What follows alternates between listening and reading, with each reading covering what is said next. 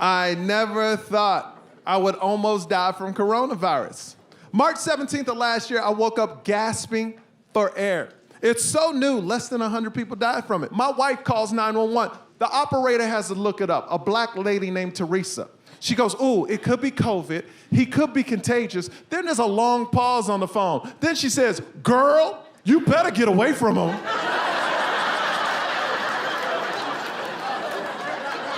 My wife goes, what I do? She says, put him in the front yard. I'm like I'm trash? My wife looks at me and goes, you got to go. But I'm a man, I'm like, hell no, I'm staying in my house. I ain't going no front yard. So now I'm sitting in the front yard. Gasping for air. The ambulance comes, they put oxygen on me. They say goodbye to your family. Now, I can't touch my family because I got COVID, right? So my wife is at the front door with my son and a window separates us. They're crying, I'm crying, so I walk up to the window and put my hand on it where my son is, gasping for air. My 3-year-old son puts his hand on top of my hand, looks at me and goes, this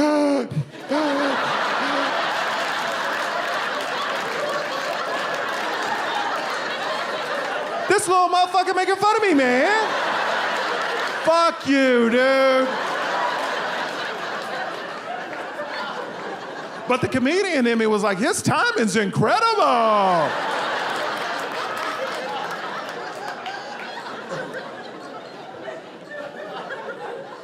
So they put me in an ambulance. Now, if you've never been in an ambulance, it's a scary ride. You don't know what's gonna happen on the other side, right? And they put your neck in a brace, so all you can do is look up. And while I'm looking up at the ceiling, I'm going, you know what? They should put some motivational quotes up here or something. Something to put you at ease, you know what I mean? Like, you only live once. Enjoy the ride. OJ did it.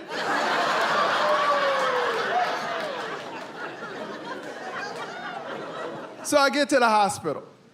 Lots of doctors and nurses waiting on me, and this is when I found out something interesting. The guy that rolled me out of the ambulance was like, you're our first COVID patient. Good luck. So they send me into a room. They take every blood test, every x-ray they could, right? Then they leave the room. About 30 minutes later, I see all the doctors in front of my room in a window, right? And they're just talking like, and then I see them draw straws and one goes, fuck!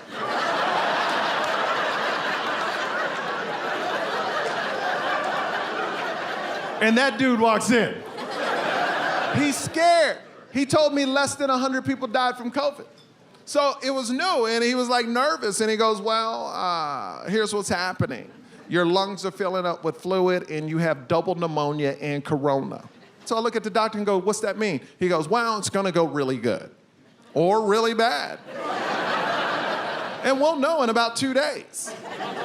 And then it started to sink in. I go, whoa, whoa, whoa, this is serious. I'm gonna make it, right?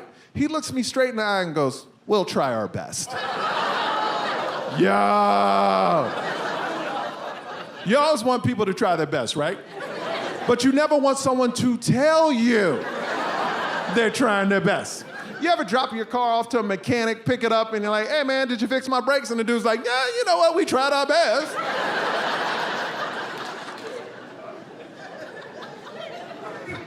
So they put me in ICU. I'm the only person in ICU. It's new. It's new. Now, this is the only thing I'm gonna say about vaccines. I don't care if you're on them or not on them. I'm not gonna tell you what to do with your body. But if you're not on them, please do not say, I don't wanna get the shot because I don't wanna be a guinea pig. You're not a guinea pig. You know how I know this? Because I was a guinea pig. Because the doctor walked into my room and went, we don't know what we doing. So we gotta give you everything. And they did. I was like a whore and the drugs were like dicks and I was just taking them all in the mouth.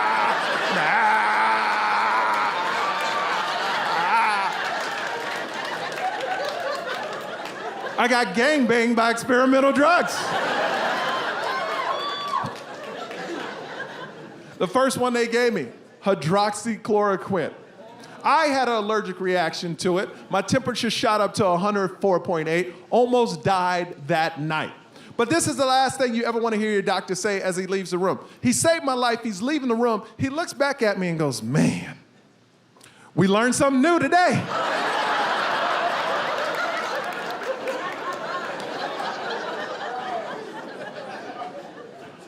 Now, as I'm dying in the hospital, I'm watching TV. And there's a group of people on TV saying it's a hoax. Now, you know what these people look like.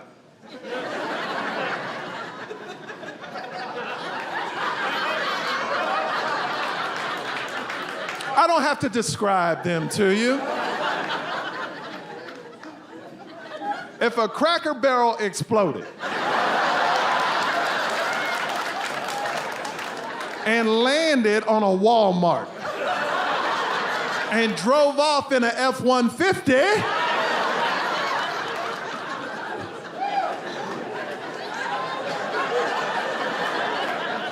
so they were supposed to tell me if I was gonna live or die in 2 days. It took them 4 days, right? The doctor said, you're doing so well, we're actually gonna let you go on the 5th day. So, on the 5th day, I'm getting ready. I'm putting on all my clothes. All the doctors run into my room and go, no, lay back down, lay back down, lay back down. You can't leave. I go, what's the matter, doc, what's the matter? He goes, oh man, we just let somebody go home and they died. I was like, shit.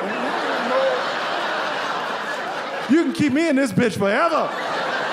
I'm not going anywhere, you know? Put me at the front desk, I'll answer phones, I don't care. What was happening is they were letting people go home, they would relapse and couldn't make it back to the hospital. Or if they did make it back to the hospital, it was too packed and they couldn't take them, right? So they evaluated me for 3 more days. Now remember, it's still new. So on the 8th day, they're letting me out of the hospital, out of ICU. Doctor looks at me, we're at the exit, me and the doc. He looks at me and goes, hey man, you need to quarantine. I go, how long? He goes,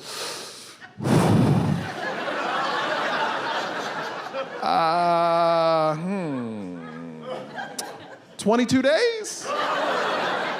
Cool. I'm at home for 22 days quarantine. Let me tell you what my beautiful wife is going through. She's alone. We have a 3-year-old son and a 2-month-old daughter. So for 22 days, I'm hearing my kids yell, scream. My son's asking where daddy is. My wife is losing her mind. I'm getting breakfast, lunch, and dinner delivered to my room.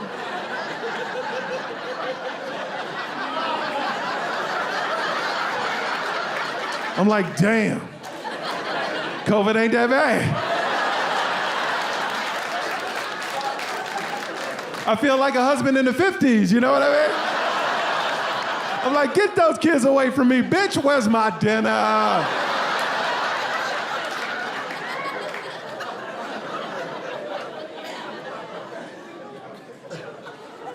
But I gotta say, man, to all the doctors, nurses, frontline workers that are here tonight, thank you for what you do. You are the real heroes. Yeah. Yep. So, I became good friends with my doctor, of course, because he saved my life, right?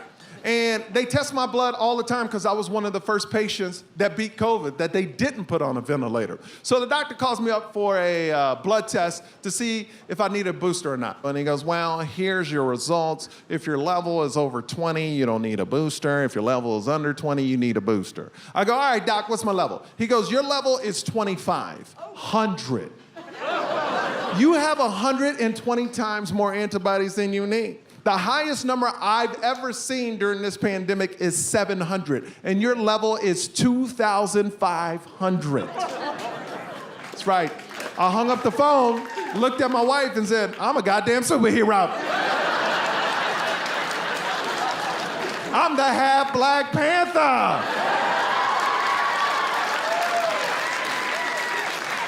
Do you realize I could sneeze on someone and cure them? Shake my hand, sir. You're vaccinated. Fist bump, booster!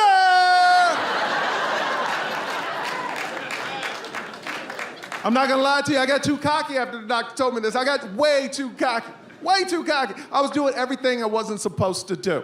Yeah, I was going out, touching everything. I was opening doors for everybody. Did not care. I opened the door for a little old lady. She was like, do you need some hand sanitizer? I was like, oh, hell no. I am hand sanitizer. I lived a life without fear. Everything I was afraid of, had no fear of anymore. A cop pulled me over, was like, do you know why I stopped you? I was like, no, bitch, and just drove off. I was like, what? This is what it feels like to be white. What?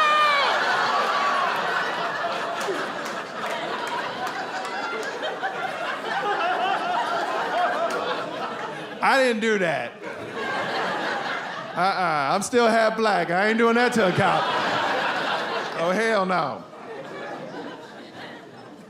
But when you debate your life, when you go back and forth in your life, you don't know if you're gonna live or die. You realize a lot of things. Great things that happen in your life and terrible things that happen in your life. And one thing that stood out to me is my parents never told me they loved me till I was 29 years old. And it really messed with me in the hospital, right? So before I get into that story, I gotta tell you about my parents. If you haven't seen my last special, my dad is black, born and raised in Louisiana, has a PhD in nuclear physics, and served our country in the Army, people. Right.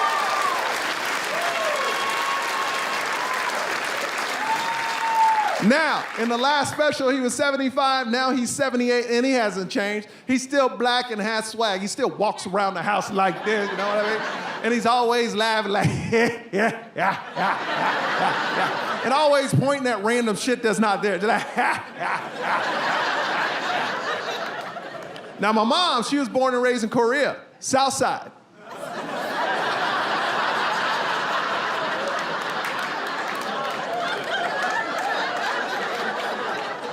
Now we know who doesn't watch the news in this room.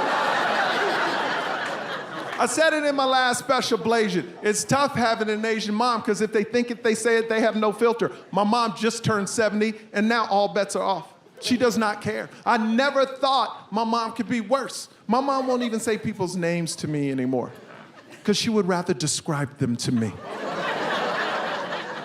She calls me the other day and goes, you know what? I like your friend, he nice. I go, which one? She goes, fat boy, small feet.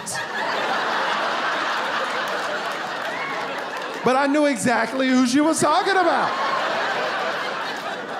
Because with my mom will say things that make you mad. She will say things that make you want to fight.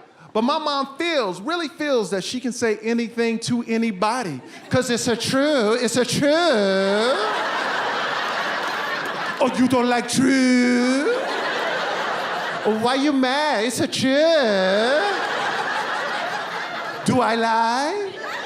Do I lie?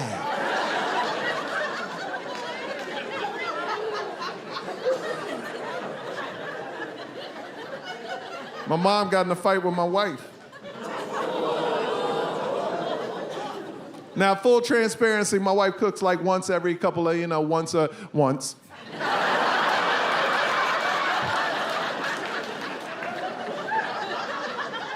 So my mom walks into our new house and goes, oh, what a beautiful kitchen for no cooking.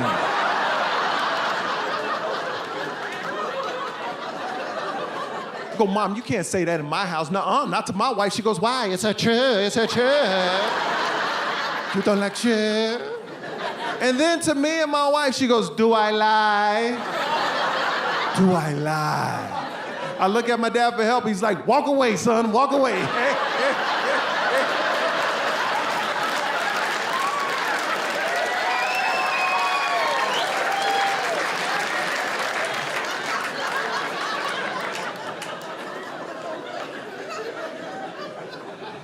My wife, she's white. Whoa, it got quiet, okay. But my wife is just not white. She white. Now, I know a lot of people in here are white, and you're questioning yourselves right now going, am I white? No. My wife is whiter than you. My wife is from Gillette, Wyoming white. You hear that? When white people in Timmy like, damn. That's white. But we got a beautiful family, man. We got 2 kids. My son is now 5, my daughter's 2, and they're black, white, and Asian. That's right. We gave birth to pandas.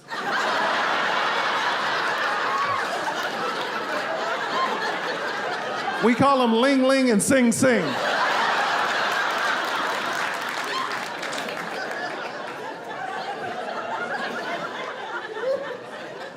And my last special, I talked about this when my son was born, because I didn't have a daughter at that time. When my son was born and the doctor handed me my son. It's crazy as a father because I knew I would die for him, right? And I don't even know this dude. He could be a terrible human being, but I would die for him, you know? But when they handed me my daughter, oh, it was different. I was like, oh, okay. I would kill for you. I became a murderer overnight. Because the family dynamic to me is crazy. Like, I would die for my son, I would kill for my daughter. But here's what's crazy. I wouldn't kill for my wife. Because that's not my job. That's her father's job. I don't want to step on anybody's toes.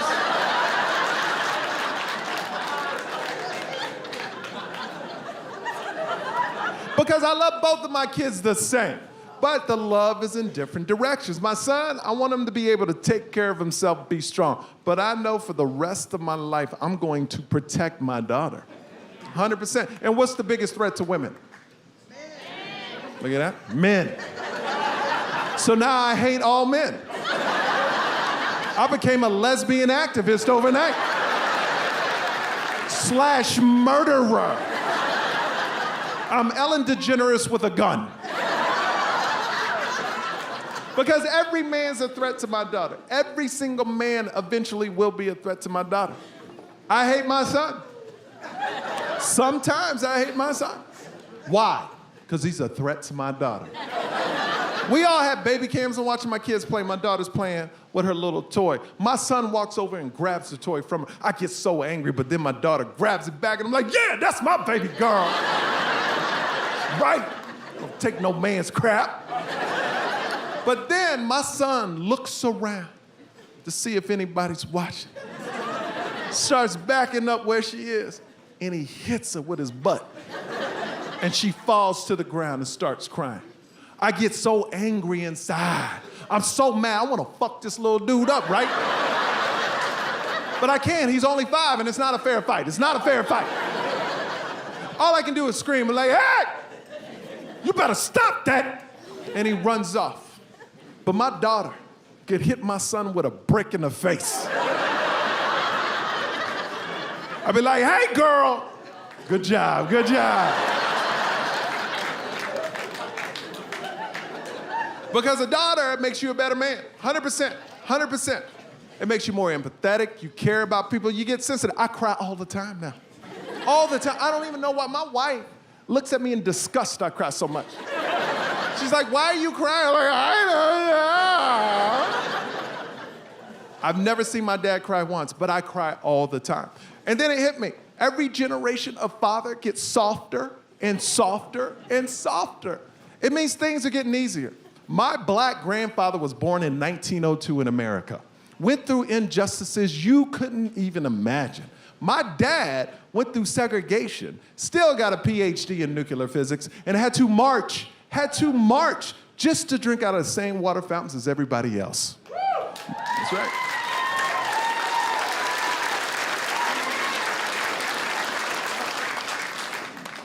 Me? I would never drink out of a fountain. That shit's disgusting.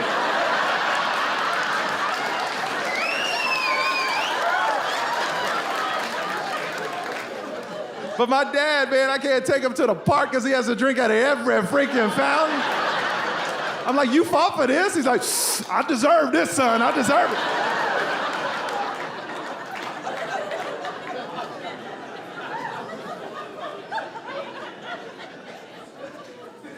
I tell you, man. I'm going on 6 years of marriage, man. My parents, though, they just celebrated 48 years of marriage.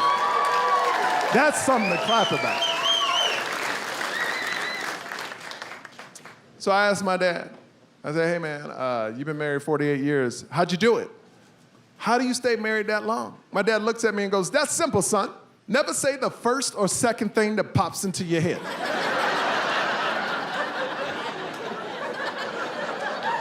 You always say the third. I go, what's that mean? He goes, well, the first thing, you will get a divorce. The second thing, you on the couch. But the third thing, happily ever after. I'm 6 years in, I don't get it. Till about a month ago, me and my wife are driving to Vegas. She packs a cooler of food for our 2-year-old daughter. We get to Vegas. My wife opens up the cooler and goes, oh my God, the food all melted. I look in the cooler and notice she didn't put any ice in it.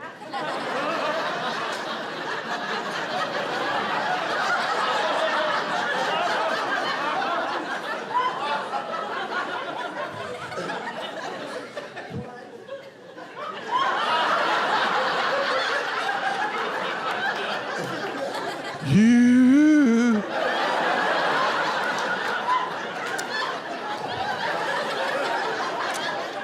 I manned up though, you know, hey baby, yeah. You didn't put any ice in the cooler. My wife looks at me and goes, you don't need to put ice in a cooler. It's a cooler, duh.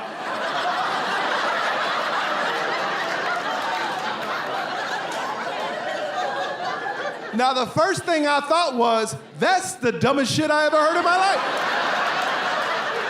But I didn't say the first thing, I didn't say the second thing, I said the third thing. I said, baby, I can't believe this cooler.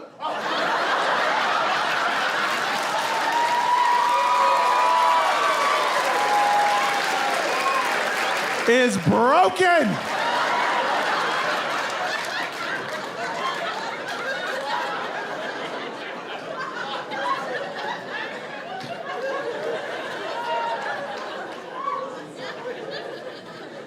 So, I kind of got off course.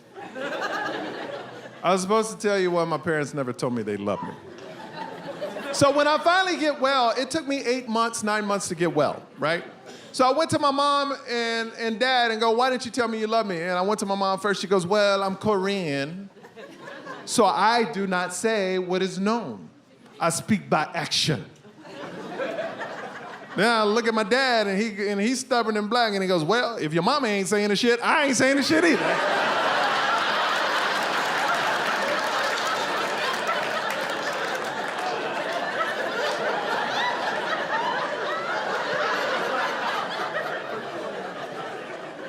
But I got kids, man, I got kids.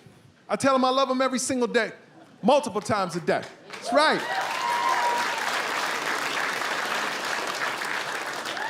Because I don't want my kids to have that same story about me. But my parents are now grandparents, and they're both over 70. You think they changed it for my kids? No. I'm talking to my son the other day. He's 5. Remember, he's only 5. I'm like, hey, buddy, you're the best. You are the best. My mom walks by and goes, how you know he the best?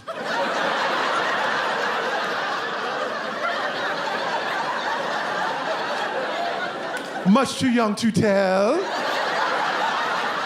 Why you keep lying to him? It's the truth. It's the truth. This is what I gotta deal with, people. But that's the reason why I love my mom. She speaks her mind, and she taught me that, and that's why I'm a stand-up comedian, because of my mom. That's right, we're truth tellers. That's right. That's right. Because my mom, you know, she was an immigrant. She had me just a year after she moved here, right? There was no internet at that time. She didn't have books or friends to learn how to be a mom. She did her best while my dad worked all day. But now, I'm learning things with my 5-year-old son that my mom never taught me. I'm learning nursery rhymes for the first time with my son. Yeah. I just found out Mary didn't have a little ram.